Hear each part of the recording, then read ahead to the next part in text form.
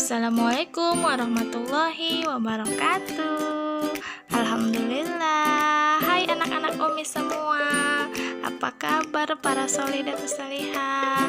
Semoga anak-anak Umi, ayah dan bunda, juga Umi dan Buya selalu dalam keadaan sehat dan selalu dalam penjagaan Allah Subhanahu wa Ta'ala.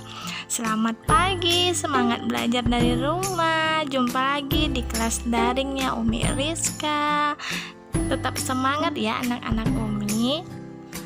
Hari ini kita akan belajar tema 2, subtema 1, pelajaran IPS dan Bahasa Indonesia.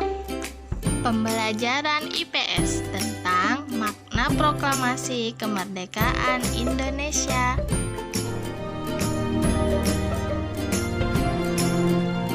Proklamasi.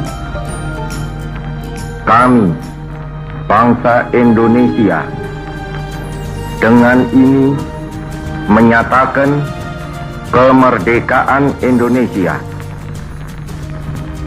Hal-hal yang mengenai pemindahan kekuasaan dan lain-lain diselenggarakan dengan cara saksama dan dalam tempo yang sesingkat-singkatnya. Jakarta, 17 Agustus 1945, atas nama bangsa Indonesia, Soekarno-Hatta.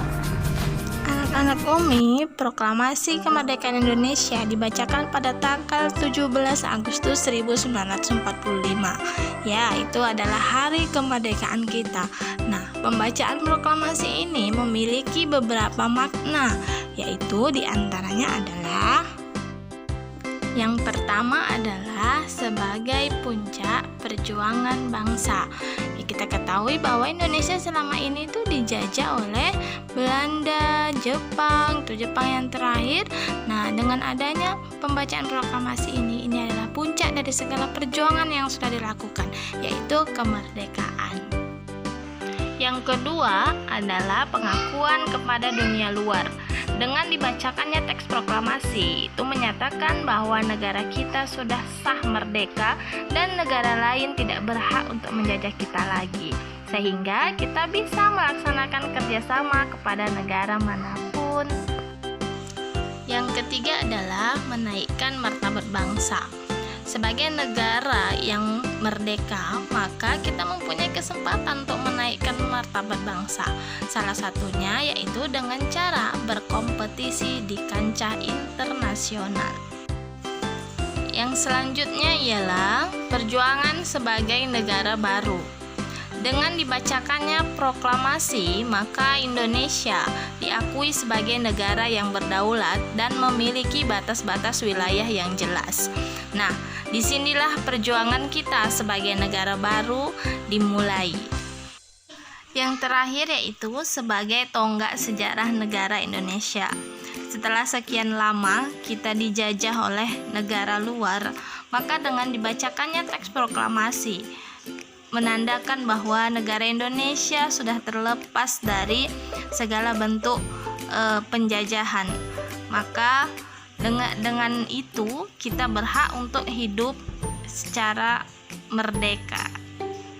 Nah, masuklah kita ke pelajaran selanjutnya, yaitu pelajaran bahasa Indonesia tentang kalimat tanya. Nah, anak-anak Umi pasti sudah tidak asing lagi dengan kalimat tanya, ya kan? Kalimat tanya itu adalah kalimat yang diawali dengan kata tanya. Dan kata tanya itu sendiri ada 7, ya. Yang pertama yaitu apa, untuk menanyakan sesuatu. Apa ini? Apa itu? Apa yang ada di dalam tas kamu? Seperti itu. Kemudian siapa? Siapa ini untuk menanyakan tentang seseorang. Ya, siapa yang ada di sampingmu? Siapa ini? Siapa itu? Nah, kata siapa itu untuk menanyakan tentang seseorang. Kemudian kata tanya yang selanjutnya adalah di mana. Di mana digunakan untuk menanyakan tentang alamat.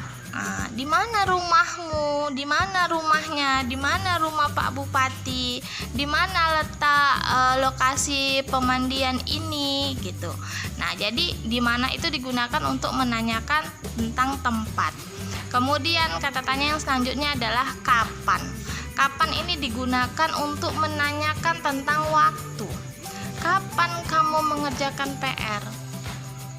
Kapan nenek kamu datang? Kapan kamu pergi? Jadi itu menanyakan tentang waktu. Maka jawaban dari pertanyaan itu juga sesuai dengan pertanyaannya. Kalau kapan berarti jawabannya itu menjurus kepada waktu. Kapan kamu datang? Saya datang kemarin. Seperti itu ya nak. Kemudian kata tanya yang selanjutnya adalah mengapa. Mengapa ini digunakan untuk menanyakan tentang suatu alasan. Nah, kalau mengapa ini sama dengan kenapa. Ya, mengapa itu sama dengan kenapa, yaitu digunakan untuk menanyakan suatu alasan. Misal nih contohnya, mengapa kamu tidak masuk kemarin? Nah, itu kita nanyakan alasan, kenapa sih kamu nggak masuk semalam gitu. Maka jawaban kita adalah mengutarakan alasan, yaitu saya tidak masuk karena saya sedang sakit, misalnya seperti itu. Kemudian yaitu bagaimana. Bagaimana itu digunakan untuk menanyakan suatu cara. Ya, bagaimana caranya membuat pisang goreng? Nah, bagaimana caranya mengerjakan soal ini? Nah, itu ya nak. Jadi bagaimana itu digunakan untuk menanyakan cara. Kemudian yang terakhir yaitu berapa. Berapa ini adalah kata tanya yang digunakan untuk menanyakan tentang jumlah. Ya, jumlah ya nak. Jadi misalnya nih, abang dan kakak mau bertanya, berapakah hasil dari 2 kali 2? Nah, jadi berapa itu untuk menanyakan tentang jumlah. Nah, sekarang tugas anak-anak Umi yang pertama baca teks berikut. Ini ada di tema 2. Kalau nggak salah Umi halaman 4 atau 5 seperti itu. Nah, dibaca dengan seksama ya nak. Nah, setelah itu anak-anak Umi buat bagan seperti yang ada di samping teks ya nak. Buat seperti itu, kotaknya yang rapi pakai penggaris. Kemudian buat kata kalimat tanya yang jawabannya ada di dalam teks. Misal nih contoh 1, Umi kasih ya nak contoh yang 1 untuk kalimat tanya siapa. Siapakah yang mengetik teks proklamasi? Nah, maka jawabannya ada tuh dalam teks, ada di paragraf kedua, kalimat terakhir. Ya, teks proklamasi diketik oleh Sayuti Melik. Nah, jadi lanjutkan yang lain anak Umi yang buat kalimat tanya yang jawabannya ada di dalam teks. Hanya kalimat tanyanya itu dibuat di dalam kotak seperti bagan yang ada di samping teks. Buat seperti itu. Yang rapi ya nak ya, tulisannya dirapikan lagi. Pakai kotak, buatnya pakai penggaris biar rapi. Oke anak-anak Umi, kalau ada yang belum paham nanti kalau mau ditanyakan silahkan japri ke nomor Umi. Oke, Solih dan Solihah. Oke anak-anak Umi, sampai di sini dulu pelajaran kita hari ini. Semoga apa yang Umi ajarkan bermanfaat untuk anak-anak Umi. Terima kasih sudah belajar dengan baik selama ini walaupun kita tidak dapat bertatap muka. Oke, see you next time. Jangan lupa sholat 5 waktunya, setoran sama Buya, jaga kesehatan, nurut sama ayah bunda. Assalamualaikum warahmatullahi wabarakatuh.